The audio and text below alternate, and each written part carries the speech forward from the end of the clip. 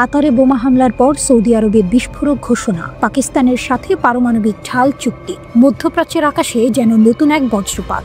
কাতারে ইসরায়েলের বোমা হামলার কয়েকদিনের মধ্যেই সৌদি আরব এমন এক পদক্ষেপ নিল যা পুরো বিশ্ব রাজনীতিকে কাঁপিয়ে দিল। রিয়াদের রাজপ্রাসাদ থেকে ঘোষণা এলো সৌদি আরব পারমাণবিক অস্ত্রধারী পাকিস্তানের সাথে একটি ঐতিহাসিক প্রতিরক্ষা চুক্তি স্বাক্ষর করেছে। আর এই চুক্তির মূল শর্ত, এক দেশের উপর আগ্রাসন মানেই উভয়ের উপর আগ্রাসন। এ যেন এক সরাসরি হুঁশিয়ারি, শুধু ইসরায়েলের দিকেই নয় বরং মার্কিন যুক্তরাষ্ট্রের প্রতিও। কারণ এতদিন সৌদি আরবের নিরাপত্তার মূল ভরসা ছিল ওয়াশিংটনের প্রতিশ্রুতি, কিন্তু কাতারে ইসরায়েলি হামলা প্রমাণ করলো সেই ভরসা আসলে কতটা ভঙ্গুর। আর সেই আস্থার ফাঁকে উঠে এলো পাকিস্তানের নাম। পাকিস্তান বিশ্বের একমাত্র মুসলিম দেশ যার হাতে আছে পারমাণবিক অস্ত্র। একদিকে মার্কিন যুক্তরাষ্ট্রের মিত্র, অন্যদিকে ভারতের প্রতিদ্বন্দ্বী। এবার সেই ইসলামাবাদের সাথে হাত মিলিয়ে সৌদি আরব গড়ে তুলল পারমাণবিক ঢাল। চুক্তি অনুযায়ী যদি সৌদি আরব বা পাকিস্তানের যে কোনো একটি দেশ আক্রান্ত হয়, অন্যটি পূর্ণ শক্তি দিয়ে প্রতিরোধ করে তুলবে। শুধু তাই নয়, প্রয়োজনে ব্যবহার করা হবে প্রয়োজনীয় সব ধরনের সামরিক উপায়। এমন সিদ্ধান্তে হতবাক শুধু ইসরায়েল নয়, বিস্মিত হয়েছেন মার্কিন প্রেসিডেন্ট ডোনাল্ড ট্রাম্পও। কারণ Saudi crown prince Mohammed bin Salman MBS এই চুক্তি স্বাক্ষরের পরেই ওয়াশিংটনকে খবর দিয়েছেন। অর্থাৎ মার্কিন চাপের তোয়াক্কা না করে সৌদি নিজের মতো করে পথ বেছে নিয়েছে। চুক্তির ঘোষণা দিতে গিয়ে সৌদি কর্মকর্তারা বললেন, এই চুক্তি আমাদের যৌথ নিরাপত্তার প্রতিশ্রুতি। এটি কেবল আমাদের নয়, গোটা অঞ্চলের জন্য শান্তি ও নিরাপত্তা নিশ্চিত করবে। কিন্তু টুইস্ট এখানেই, সৌদি আরব নিজের পারমাণবিক কর্মসূচি নেই বলেই বরাবর দাবি করে এসেছে। অথচ MBS এর আগেই হুঁশিয়ারি দিয়েছিল, ইরান যদি পারমাণবিক অস্ত্র তৈরি করে তবে আমরাও বসে থাকবো না। এখন পাকিস্তানের সাথে এই চুক্তি যেন সেই হুমকিরই বাস্তব রূপ। যদিও সৌদি কর্মকর্তারা এখনো বলছেন তারা পারমাণবিক অস্ত্র বিস্তারের বিপক্ষে। বিশ্লেষকরা বলছেন এই চুক্তি 2 বছরেরও বেশি সময় ধরে নীরব আলোচনার ফল, আর এর পেছনে রয়েছে এক কৌশলগত ভারসাম্য। পাকিস্তানের সাথে পারমাণবিক প্রতিরক্ষা জোট গড়লেও রিয়াদ একই সাথে ভারতের সাথেও সম্পর্ক মজবুত করছে। ভারত সৌদি আরবের দ্বিতীয় বৃহত্তম বাণিজ্য অংশীদার। সম্প্রতি নরেন্দ্র মোদী রিয়াদ সফরে গিয়েছিলেন, যেখানে প্রতিরক্ষা, জ্বালানি ও পর্যটন সহ বিভিন্ন খাতে সহযোগিতা বাড়ানো হয়েছে। তাহলে সৌদির আসল খেলা কি? একদিকে পাকিস্তানের সাথে প্রতিরক্ষা চুক্তি, অন্যদিকে ভারতের সাথে বাণিজ্য জোট। একদিকে মার্কিন ঘাঁটির নিরাপত্তা, অন্যদিকে মার্কিন প্রতিশ্রুতির প্রতি অবিশ্বাস। সব মিলিয়ে সৌদি আরব আজ ঘোষণা করছে, আমরা আর কারো ছায়া নয়, নিজেদের শক্তিতেই এগোবো। গালফ রাজনীতিতে এ যেন এক নতুন অধ্যায়। কাতারে বোমা পড়ার পর যে ভয় ছড়িয়েছিল, এবার সেই ভয়কে ঢাল বানিয়ে সৌদি তৈরি করলো এক বিস্ফোরক বার্তা। আগ্রাসনের দিন শেষ, এখন দোহা, কাতারের রাজধানী। মধ্যপ্রাচ্যের রাজনৈতিক মানচিত্রে এই মুহূর্তে যেন আগুন জ্বলে উঠেছে। ইসরায়েলের বিমান হামলার মাত্র কয়েকদিন পর কাতার কড়া হুঁশিয়ারি দিল। মুখপাত্র মাজিদ আল আনসারি বললেন, ইসরায়েল আন্তর্জাতিক আইন লঙ্ঘন করেছে, বিনা শাস্তিতে তারা পার পাবে না। হামলার সময় হামাসের 5 নেতা নিহত হয়েছেন।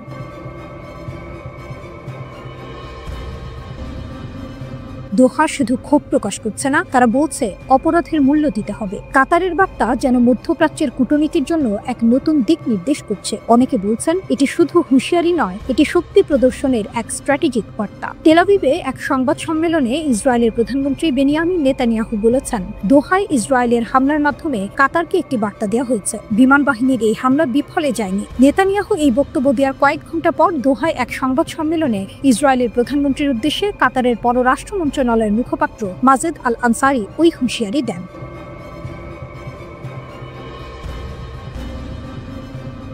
এদিকে ইরানও পিছিয়ে নেই। 12 দিনের তীব্র যুদ্ধের পর ইরানের আতঙ্ক চূড়ান্ত রূপ নেয়। বিদেশি GPS সিস্টেমের ওপর নির্ভরতা তাদের নিরাপত্তার জন্য ঝুঁকিপূর্ণ মনে হচ্ছে। AI প্রযুক্তি ব্যবহার করে মোসাদ ইরানের শীর্ষ নেতাদের খুঁজে হত্যা করেছে। এখন ইরান নতুন পথ বেছে নেয়, নিজস্ব জাতীয় স্যাটেলাইট নেভিগেশন নেটওয়ার্ক। ইরানের মহাকাশ গবেষণা কেন্দ্রের প্রধান ওয়াহিদ ইয়াজদানিয়ান বলেছেন, বিদেশি GPS কখনো সম্পূর্ণ নিরাপদ হতে পারে না। আমাদের নিজস্ব নক্ষত্র মণ্ডল তৈরি করতে হবে। এই প্রকল্প শুধু সামরিক নয়, বরং বেসামরিক ক্ষেত্রেও গুরুত্বপূর্ণ।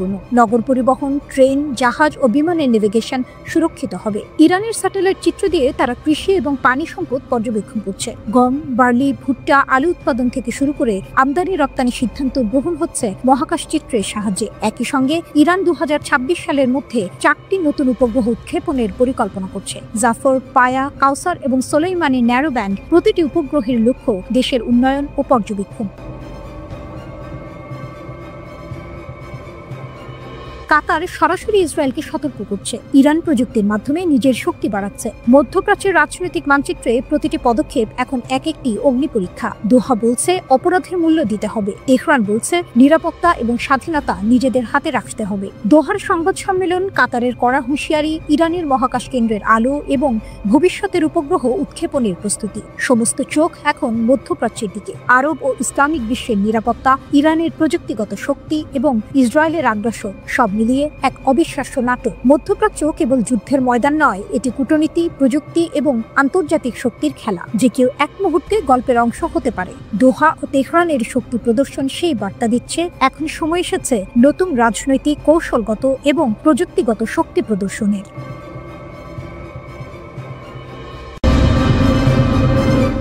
মধ্যপ্রাচ্যের আকাশ আবারও লাল আগুনে ভরে উঠেছে। ইসরায়েলের লাগাতার বিমান ও ক্ষেপণাস্ত্র হামলায় অস্থির হয়ে গেছে গোটা অঞ্চল। এতদিন মনে হয়েছিল লড়াই শুধু গাজাকে ঘিরে সীমাবদ্ধ, কিন্তু সেই আগুন এখন ছড়িয়ে পড়ছে লেবানন, সিরিয়া, তিউনিসিয়া, এমনকি ইয়েমেন পর্যন্ত। টার্গেট হলো এমন এক দেশ যার সঙ্গে ইসরায়েলের সরাসরি কোনো শত্রুতা ছিল না। দেশটি হলো মধ্যপ্রাচ্যের ধনী শক্তি, গ্যাস আর তেলের আধার কাতার।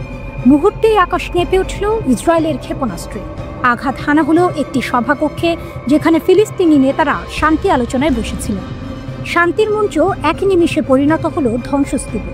বিশ্লেষকরা বলছেন ইসরায়েলের উদ্দেশ্য ছিল ফিলিস্তিনি নেতৃত্বকে মাটি চাপা দেয়া। এখান থেকেই শুরু হলো উত্তেজনার নতুন অধ্যায়। হামলার খবর ছড়িয়ে পড়তেই মুসলিম বিশ্বে ক্ষোভের আগুন জ্বলে ওঠে। কাতারের উদ্যোগে তড়িঘড়ি বসে যায় জরুরি আরব ইসলামিক সম্মেলন। এক টেবিলে মুখোমুখি বসেন আরব লীগ আর ওআইসির শীর্ষ নেতারা, আর সেখানেই গর্জে ওঠেন ইরানের প্রেসিডেন্ট মাসুদ পেজেশকিয়ান। তার কণ্ঠ যেন বজ্রপাত। যুক্তরাষ্ট্র আর পশ্চিমাদের দীর্ঘ ছায়া ছাড়া ইসরায়েল কখনো এমন দুঃসাহস দেখাতে পারত না। এই হামলা শক্তির প্রদর্শনী নয়, বরং তাদের হতাশার বহিঃপ্রকাশ। পেজেশকিয়ান ঘোষণা দিলেন এই হামলা মুসলিম বিশ্বকে জাগিয়ে তুলেছে। গাজা, লেবানন, কাতার, এমনকি ইরানের ধ্বংসস্তূপ থেকেই একদিন নতুন বিশ্ব ব্যবস্থা গড়ে উঠবে। শুধু নিন্দা জানালে হবে না, মুসলিম দেশগুলোকে নিতে হবে কার্যকর পদক্ষেপ। তিনি সতর্ক করলেন, যারা ইসরায়েলের আগ্রাসন মেনে নিচ্ছে বা সমর্থন করছে, ইতিহাস তাদের অপরাধও মনে রাখবে। আজ যদি আমরা ঐক্যবদ্ধ না হই, কাল কোনো দেশই নিরাপদ থাকবে না। তার এই ঘোষণা যেন ঢেউ তুলল বৈঠক কক্ষে। নেতারা নিঃশব্দে তাকিয়ে রইলেন। সবাই বুঝতে পারলেন এটা শুধু বক্তৃতা নয়, বরং এক নতুন যুদ্ধ ঘোষণার পূর্বাভাস। পর্যবেক্ষকদের মতে দোহায় ইসরায়েলের হামলা শুধু কাতারের নয়, পুরো মুসলিম বিশ্বের ভাবনার ধারা পাল্টে দিয়েছে। ইসরায়েল হয়তো ভুলে গেছে এই অঞ্চলের সবচেয়ে বড় শক্তির নাম ইরান। হিজবুল্লাহ থেকে ইয়েমেনের হুথি, সবাই দাঁড়িয়ে আছে তেহরানের ছায়াতলে। ইরান বহুবার প্রমাণ করেছে তারা শুধু কণ্ঠ নয়, বাস্তব শক্তি। আঘাত করলে তারা পাল্টে আঘাত হানতে জানে। মুসলিম বিশ্ব কি সত্যিই এক হবে? ইসরায়েলের দুঃসাহস কি নিজেদের জন্য ফাঁদ হয়ে দাঁড়াবে, নাকি আবারও কূটনীতির ধোঁয়ায় ঢেকে যাবে সব? এদিকে ইসরায়েলের হাতে নিগ্রহের শিকার ফিলিস্তিনকে স্বীকৃতি দেবে বিশ্বের 1 নম্বর ধনী ও ইউরোপের সেনজেনভুক্ত দেশ লুক্সেমবার্গ। জাতিসংঘের সাধারণ পরিষদে ফ্রান্স ও যুক্তরাজ্যের সঙ্গে দেয়া হবে এই ঘোষণা। দেশটির পার্লামেন্টারি কমিশনকে বিষয়টি জানিয়েছেন প্রধানমন্ত্রী ও পররাষ্ট্রমন্ত্রী।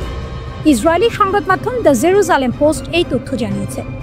প্রতিবেদনে বলা হয়, লুক্সেমবার্গের প্রধানমন্ত্রী লুক ফ্রিডেন ও পররাষ্ট্রমন্ত্রী জেভিয়ার বেকতেল দেশটির এক পার্লামেন্টারি কমিশনকে জানিয়েছেন যে তারা ফিলিস্তিন রাষ্ট্রকে স্বীকৃতি দেওয়ার পরিকল্পনা করছেন। চলতি মাসের শেষের দিকে জাতিসংঘের সাধারণ পরিষদের বৈঠকে যুক্তরাজ্য, ফ্রান্স ও বেলজিয়াম সহ অন্য দেশগুলো যখন ফিলিস্তিনকে স্বীকৃতি দেবে, তখন লুক্সেমবার্গ এই সংক্রান্ত চূড়ান্ত ঘোষণা দেবে।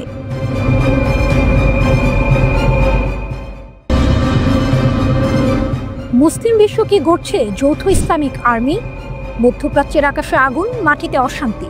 ফিলিস্তিন, সিরিয়া, লেবানন আর ইয়েমেন, প্রতিটি দেশের ঘটনা যেন এক ধারাবাহিক উত্তেজনার গল্প। কিন্তু হঠাৎ দোহা, কাতারের রাজধানীতে ইসরায়েলের ক্ষেপণাস্ত্র হামলা শুধু হামাসের বৈঠকে লক্ষ্য করেনি, বরং পুরো আরব ও মুসলিম বিশ্বকে চ্যালেঞ্জ ছুড়ে দিয়েছে। ওই হামলায় প্রাণ হারিয়েছেন 5 জন হামাস নেতা এবং 1 জন কাতারি নিরাপত্তা কর্মকর্তা। আন্তর্জাতিক আইনও এই হামলাকে সরাসরি লঙ্ঘন হিসেবে দেখছে। আরব বিশ্বে এই আঘাতকে শুধু রাজনৈতিক আক্রমণ নয়, নিরাপত্তার সরাসরি হুমকি হিসেবে দেখা হচ্ছে। আর এখানেই প্রশ্ন ওঠে, মুসলিম দেশগুলোকে যৌথ সামরিক বাহিনী অর্থাৎ ইসলামিক আর্মি গঠন করবে? ইরাকের প্রধানমন্ত্রীর আহ্বান। ইরাকের প্রধানমন্ত্রী মোহাম্মদ শিয়া আল সুদানি সম্প্রতি বলেছেন, মুসলিম দেশগুলো এখনই যদি একত্রিত হয়ে নিজেদের রক্ষা করতে চায়, তাদের যৌথ সামরিক বাহিনী গঠন করা ছাড়া বিকল্প নেই। তার মতে শুধু সামরিক নয়, রাজনৈতিক অর্থনৈতিক অংশীদারিত্বও প্রয়োজন। তিনি সতর্ক করলেন, ইসরায়েলি আগ্রাসন কাতারে থেমে থাকবে না, পুরো অঞ্চলে তার প্রভাব পড়বে। পুরনো প্রস্তাবের পুনরুজ্জীবন।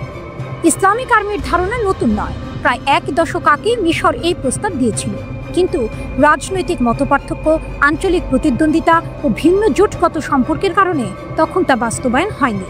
দোহা হামলার পর এই প্রশ্ন আবার জীবন্ত হয়ে উঠেছে। মুসলিম দেশগুলোকে সত্যিই একযোগে সামরিক শক্তি গড়ে তুলতে পারবে? উপসাগরীয় রাজনীতির টানাপোড়েন। যুক্তরাষ্ট্রের ঘনিষ্ঠ উপসাগরীয় দেশগুলো, বিশেষ করে সংযুক্ত আরব আমিরাত, এখন কঠিন অবস্থায়। 2020 সালে ইসরায়েলের সঙ্গে সম্পর্ক স্বাভাবিক করেছিল তারা, কিন্তু দোহা হামলার পর এই সম্পর্ক নতুন চাপের মুখে। সৌদি আরব, কাতার, কুয়েত, ওমান সব দেশই নিজেদের অবস্থান স্পষ্ট করতে বাধ্য হচ্ছে। ইসলামিক আর্মি গঠনের উদ্যোগ যদি এগিয়ে আসে, পশ্চিমা জোটের সঙ্গে সম্পর্ক বজায় রাখা আর মুসলিম বিশ্বে ঐক্য রক্ষা দুটি একসাথে রাখা কঠিন হয়ে যাবে। ফিলিস্তিন প্রশ্ন ও মুসলিম ঐক্য। দোহা হামলার কেন্দ্রবিন্দুতে ফিলিস্তিন। ইরাকের প্রধানমন্ত্রী মনে করেন, ফিলিস্তিনের মুক্তি সংগ্রাম বহুদিন ধরেই মুসলিম দেশগুলোকে একত্রিত করার মূল কেন্দ্র। এবারও মুসলিম তরুণ প্রজন্ম সামাজিক মাধ্যমে সরব ইসলামিক আর্মির দাবি করছে। রাশিয়ার শক্তি ও চ্যালেঞ্জ। ইরানও এই পরিস্থিতিতে গুরুত্বপূর্ণ। মধ্যপ্রাচ্যের এই জটিলতায় ইরানের সামরিক ও কৌশলগত শক্তি নজর কাড়া। হিজবুল্লাহ থেকে ইয়েমেনি হুথি, সকলের পিছনে আছে তেহরানের শক্তিশালী ছায়া। ইসলামিক আর্মি গঠিত হলে শুধু ইসরায়েল নয়, বৈশ্বিক শক্তির ভারসাম্যও পাল্টে যেতে পারে। দোহা হামলা দেখিয়ে দিল ইসরায়েল আর সীমাবদ্ধ নয়, মধ্যপ্রাচ্যের অন্য দেশগুলোর উপরও আঘাত চালাচ্ছে। ইসলামিক আর্মি শুধু প্রতীকী নয়, এটি বাস্তব চাহিদা। মুসলিম বিশ্ব কি সত্যি ঐক্যবদ্ধ হয়ে সামরিক বাহিনী গঠন করবে, নাকি কূটনৈতিক জটিলতায় থেমে যাবে? একটাই বিষয় পরিষ্কার, যখন আগ্রাসন সীমা ছাড়িয়ে যায়, ঐক্যের আহ্বান আরও জোরালো হয়ে ওঠে।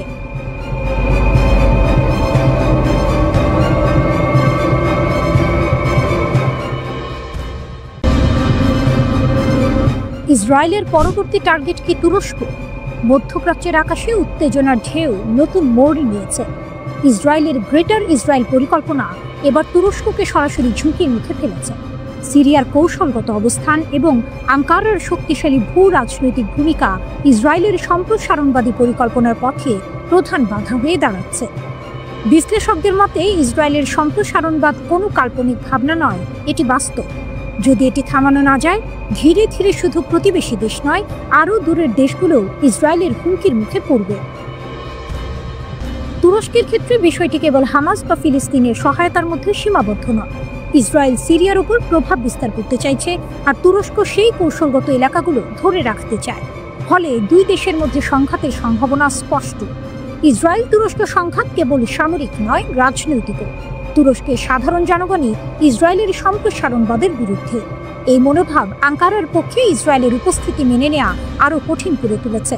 তাই সংঘাতের মূল কারণ শুধু হামাস নয়, বরং ইসরায়েলের বৃহত্তর সম্প্রসারণবাদী লক্ষ্য। এছাড়া ইরানের শক্তি ও প্রভাব এই উত্তেজনায় নতুন মাত্রা যোগ করছে। দোহায় অনুষ্ঠিত আরব ইসলামিক জরুরি সম্মেলনে ইরানের প্রেসিডেন্ট মাসুদ পেজিশকিয়ান সৌদি যুবরাজ মোহাম্মদ বিন সালমানের সঙ্গে বৈঠকে বলেন, যদি মুসলিম দেশগুলো একজোট হয়, ইসরায়েল কোনো দেশকে সরাসরি আক্রমণ করার সাহস পাবে না। মাসুদ পেজিশকিয়ান আরও বলেন, মুসলিম বিশ্ব ঐক্য গড়ে তোলা এখন সময়ের সর্বোচ্চ দাবি। সৌদি আরব, তুরস্ক এবং অন্যান্য বড় মুসলিম দেশগুলো যদি একত্রে কাজ করে, তাহলে ইসরায়েলের সম্প্রসারণবাদ ঠেকানো সম্ভব। সৌদি যুবরাজের জবাবে মোহাম্মদ বিন সালমান বলেন, ইসলামিক দেশগুলোকে দীর্ঘমেয়াদে আরও শক্তিশালী হতে হবে। ঐক্যবদ্ধ প্রচেষ্টাই একমাত্র পথ, যাতে ইসরায়েলের আগ্রাসন রুখে দেওয়া যায়। তিনি সতর্ক করে দেন, এই অঞ্চলে পরিস্থিতি অতীব সংবেদনশীল, তাই দেশগুলোর মধ্যে সহযোগিতা আর ঐক্য ছাড়া কোনো বিকল্প নেই। ইরানের শক্তি। ইরানের সামরিক ও কৌশলগত শক্তি এই মুহূর্তে মুসলিম বিশ্বের জটিল পরিস্থিতিতে অত্যন্ত গুরুত্বপূর্ণ। হিজবুল্লাহ থেকে ইয়েমেনের হুথি সবই ইরানের শক্তিশালী ছায়ার আওতায়। ইসলামিক দেশগুলো যদি ঐক্যবদ্ধ হয় তবে শুধু ইসরায়েল নয়, পুরো মধ্যপ্রাচ্যের শক্তির ভারসাম্যই পাল্টে যেতে পারে। ইসরায়েলি সম্প্রসারণবাদের পথে তুরস্ক দাঁড়িয়ে আছে। আঙ্কারার অবস্থান শুধু সামরিক নয়, ভূ রাজনীতিকও। আরব ও ইসলামিক দেশগুলোর মধ্যে ঐক্য গড়ে ওঠার সম্ভাবনা ইতিহাসে এক নতুন অধ্যায় লিখতে পারে। দোহা সম্মেলনই সেই উত্তেজনাপূর্ণ মুহূর্তের শুরু। এবার প্রশ্ন হলো, মুসলিম দেশগুলো কি সত্যি ঐক্যবদ্ধ হয়ে সামরিক ও রাজনৈতিকভাবে শক্তিশালী হবে, নাকি কূটনৈতিক জটিলতায় আবারও পিছিয়ে যাবে? যার উত্তরই নির্ধারণ করবে মধ্যপ্রাচ্যের ভবিষ্যতের মানচিত্র।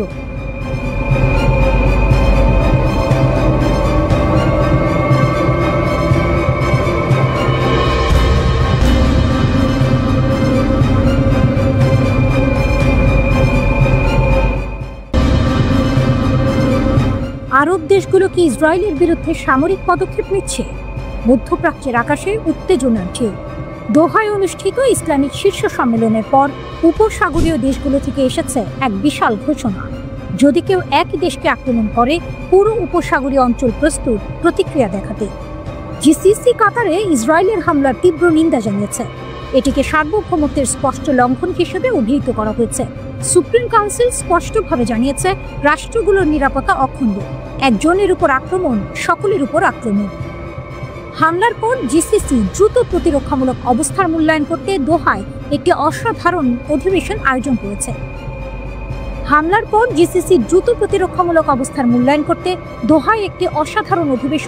করেছে। কাউন্সিল যৌথ প্রতিরক্ষা ব্যবস্থা এবং উপসাগরীয় প্রতিরোধ ক্ষমতা সক্রিয় করার প্রতিশ্রুতি দিয়েছে। মার্কিন সামরিক কমান্ডকেও নির্দেশ দেওয়া হয়েছে প্রয়োজনীয় ব্যবস্থা দ্রুত বাস্তবায়ন করতে।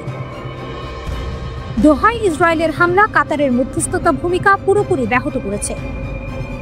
এটি কেবল কাতারের জন্য নয়, পুরো মুসলিম বিশ্বের জন্য শঙ্কার সংকেত।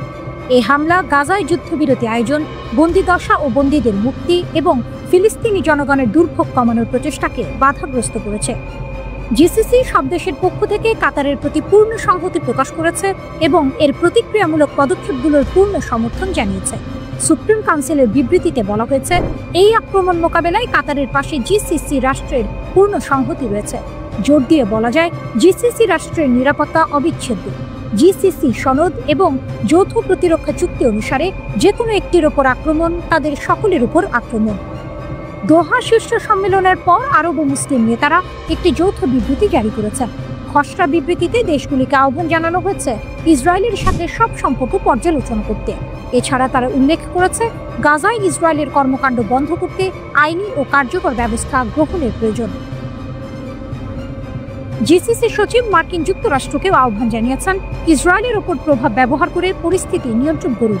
এটি ইঙ্গিত দেয় যে মুসলিম দেশগুলো কেবল বক্তব্যে সীমাবদ্ধ থাকছে না, তারা সত্যি একত্রে পদক্ষেপ নিতে প্রস্তুত। ইরানের শক্তি ও প্রভাব। ইরানও এই ঐক্যের প্রেক্ষাপটে গুরুত্বপূর্ণ।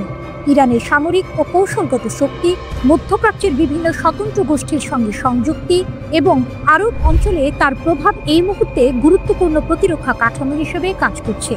মুসলিম দেশগুলো একজোট হলে শুধু ইসরায়েল নয়, মধ্যপ্রাচ্যের শক্তির ভারসাম্যই পাল্টে যেতে পারে। কাতারে ইসরায়েলি হামলার পর আরব দেশগুলো এক নতুন অবস্থানে দাঁড়িয়েছে। দোহা সম্মেলনের ঘোষণা কেবল রাজনৈতিক নয়, এটি সামরিক প্রতিশ্রুতি এবং মধ্যপ্রাচ্যের নতুন অধ্যায়ের সূচনা। মুসলিম বিশ্ব কি সত্যিই ঐক্যবদ্ধ হবে, নাকি পশ্চিমা চাপ ও কূটনৈতিক জটিলতায় আবারও থেমে যাবে? যার উত্তরই নির্ধারণ করবে ভবিষ্যতের মধ্যপ্রাচ্য।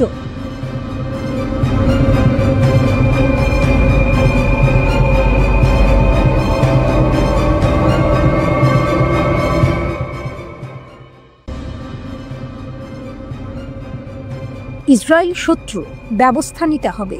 আরব ইসলামিক নেতাদের এই তীব্র আহ্বান মধ্যপ্রাচ্যের আকাশে প্রতিধ্বনি করছে। কাতারের রাজধানী দোহায় অনুষ্ঠিত শীর্ষ সম্মেলনের পর ইসলামিক বিশ্ব ইসরায়েলের বিরুদ্ধে যৌথ পদক্ষেপ নিতে প্রস্তুতি নিচ্ছে। দোহায় মিলিত আরব ও মুসলিম নেতারা একটি যৌথ বিবৃতি গ্রহণ করেছেন। যদিও আনুষ্ঠানিকভাবে প্রকাশ করা হয়নি, খসড়া অনুযায়ী তারা ইসরায়েলের সঙ্গে সব ধরনের সম্পর্ক পুনর্মূল্যায়ন করার আহ্বান জানিয়েছে। গাজায় ইসরায়েলের আক্রমণ বন্ধ করার জন্য আইনি ও কার্যকর কার্যকর পদক্ষেপ নেওয়ার নির্দেশ দিয়েছে। এছাড়াও ফিলিস্তিনিদের উপর নেওয়া পদক্ষেপের জন্য ইসরায়েলের বিরুদ্ধে আন্তর্জাতিক আইনি ব্যবস্থা নেওয়ারও আহ্বান জানানো হয়েছে। উপসাগরীয় দেশগুলো তাদের নিজস্ব মাটিতে ইসরায়েলের হামলার পর দোহায় বিশেষ প্রতিরক্ষা সভা ডেকেছে। জিসিসি ঘোষণা করেছে যে তাদের যৌথ প্রতিরক্ষা সংস্থা এই ঘটনার উপর আলোচনা করবে এবং যৌথ প্রতিরক্ষা ব্যবস্থা সক্রিয় করার জন্য কার্যক্রম গ্রহণ করবে।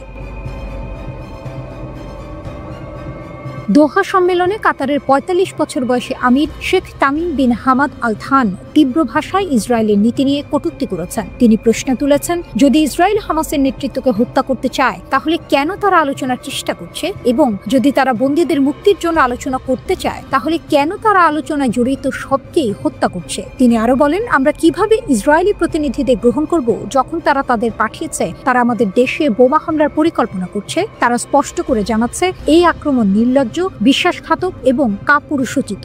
ইসরায়েলি সরকার বিশ্বাস করে যে তারা আরবদের প্রতিবারই নতুন পরিস্থিতির মুখোমুখি করছে, যাতে তারা আগের ভুল ভুলে যায় এবং নতুন পরিস্থিতিতে আলোচনার মধ্যে ফাঁদে ফেলে। ইসরায়েলের প্রধানমন্ত্রী, যিনি গত 2 বছরে মধ্যপ্রাচ্যের চেহারা বদলের গর্ব করেন, আসলে স্বপ্ন দেখেন যে আরব অঞ্চল ইসরায়েলের প্রভাবের মধ্যে থাকবে। এটি একটি বিপজ্জনক ভ্রান্তি। আরব বিশ্ব এবং ইরান, বিশেষ করে ইরানের শক্তিশালী সামরিক উপস্থিতি এবং কৌশলগত প্রভাব এখন এই সংকটকে নতুন মাত্রা দিচ্ছে। ইরান বিশ্বাসযোগ্যভাবে সমর্থন দিচ্ছে ফিলিস্তিন এবং মুসলিম বিশ্বের ঐক্যের জন্য। ইরানের প্রেসিডেন্ট এবং সৌদি যুবরাজ একমত হয়েছেন, মুসলিম দেশগুলো ঐক্যবদ্ধ হলে ইসরায়েল কোনো দেশকে আক্রমণ করার সাহস পাবে না।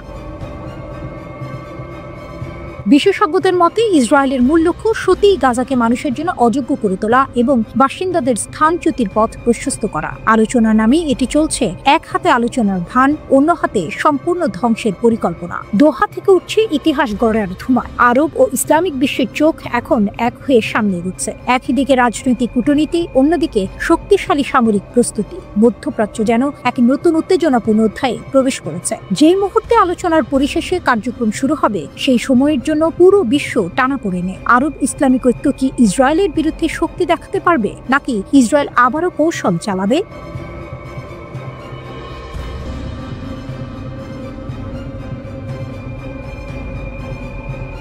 ন্যাটোকে চ্যালেঞ্জ ছুড়ে দিল রাশিয়া। পোল্যান্ডের আকাশে ফরাসি যুদ্ধ বিমান রাফালের গর্জন। সীমান্তে টহল দিচ্ছে ন্যাটোর 40,000 সেনা। উদ্দেশ্য একটাই, রুশ প্রেসিডেন্ট ভ্লাদিমির পুতিনকে ভয় দেখানো। কিন্তু হুকটা এখানে, পুতিন ভীত হননি, বরং দিলেন চমকে দেওয়া জবাব। আকাশ কাঁপিয়ে একের পর এক হাইপারসনিক মিসাইল ছুড়ে দিল রাশিয়া। যেন ইটের বদলে পাটকেল নয়, পাটকেলের বদলে বজ্রপাত। শুধু পোল্যান্ড নয়, রোমানিয়ার আকাশেও ঢুকে পড়ল রুশ ড্রোন। ইউক্রেন সীমান্তে নজরদারিতে থাকা রোমানিয়ার যুদ্ধ বিমান হঠাৎই দেখতে পায় দক্ষিণ সীমান্ত ঘেঁষে উড়ে আসছে রাশিয়ার ড্রোন। এ যেন স্পষ্ট বার্তা, ইউক্রেনের গণ্ডি পেরিয়ে ন্যাটোকেও চ্যালেঞ্জ ছুড়ে দিচ্ছে মস্কো। 3 বছরের বেশি সময় ধরে চলা ইউক্রেন যুদ্ধ এখন নতুন রূপ নিচ্ছে। শান্তির বদলে অশান্তি, আলোচনার বদলে আগুন। আর এর মাঝেই রাশিয়া দেখিয়ে দিচ্ছে তাদের আসল শক্তি। সিনেমার দৃশ্যের মতো উত্তেজনা তৈরি হলো ব্যারেন্টস সাগরে। রাশিয়ার প্রতিরক্ষা মন্ত্রণালয় জানালো সেখানে জিরকন হাইপারসনিক ক্রুজ মিসাইলের সফল পরীক্ষা চালানো হয়েছে। এই মিসাইল এত দ্রুত ছুটে যায় যে প্রতিরক্ষা ব্যবস্থা প্রায় অকার্যকর হয়ে পড়ে। একই সময়ে আকাশে গর্জন তুলল রাশিয়ার সুখোই সুপারসনিক বোমারু বিমান। নিখুঁত আঘাতে ধ্বংস হলো লক্ষ্যবস্তু। এখানেই শেষ নয়, রাশিয়া বেলারুশ যৌথ সামরিক মহড়ায় প্রকাশিত ফুটেজ যেন যুদ্ধ সিনেমার ট্রেলার। উপকূল থেকে ছুটছে মিসাইল, সমুদ্রের মাঝে উদ্ধার অভিযান, স্থলভাগে ট্যাঙ্ক ও সাজোয়া বহরের গর্জন। সৈন্যরা প্রশিক্ষণ নিচ্ছে কমান্ড পোস্ট দখল আর যোগাযোগ কেন্দ্র সুরক্ষার। আকাশে উঠছে অ্যাটাক হেলিকপ্টার, গাইডেড মিসাইল ছুড়ে নিখুঁত নিশানায় ধ্বংস করছে শত্রুপক্ষের বিমান। রাশিয়ার আসল চমক, অপ্রতিরোধ্য নামে খ্যাত হাইপারসনিক মিসাইল পরীক্ষার প্রস্তুতিও চলছে। যে মিসাইলের গতির সামনে দাঁড়িয়ে থাকা মানেই ধ্বংস। যদিও মস্কো দাবি করছে এই মহড়া প্রতিরক্ষামূলক, ন্যাটোকে আক্রমণ করার উদ্দেশ্য নেই, কিন্তু বাস্তব চিত্র অন্য কথা বলছে। পোল্যান্ড আর রোমানিয়ার আকাশে রুশ ড্রোনের অনুপ্রবেশ এখন উত্তেজনাকে আগুনে ঘি ঢেলে দিয়েছে। ন্যাটোর শীর্ষ দেশগুলো দিশেহারা। কোথায়, কখন, কিভাবে আঘাত আসবে কেউ জানে না। ইউক্রেন সীমান্তে ইতিমধ্যে যুদ্ধ বিমান মোতায়েন করেছে তারা, কিন্তু প্রশ্ন রয়ে গেছে, পুতিনের হাইপারসনিক শক্তির সামনে ন্যাটোর প্রস্তুতি কতটা কার্যকর? রাশিয়া শুধু ইউক্রেন নয়, পুরো ন্যাটোকেই কি নতুন যুদ্ধে টেনে নিচ্ছে? পোল্যান্ড, রোমানিয়া, এমনকি বাল্টিক সাগর সবখানেই যেন শুরু হয়ে গেছে ঠান্ডা যুদ্ধের নতুন অধ্যায়। একটাই ব্যাপার পরিষ্কার, পুতিন দেখিয়ে দিয়েছেন ভয় দেখানো যায় না রাশিয়াকে, বরং রাশিয়াই এখন ভয় দেখাচ্ছে বিশ্বকে।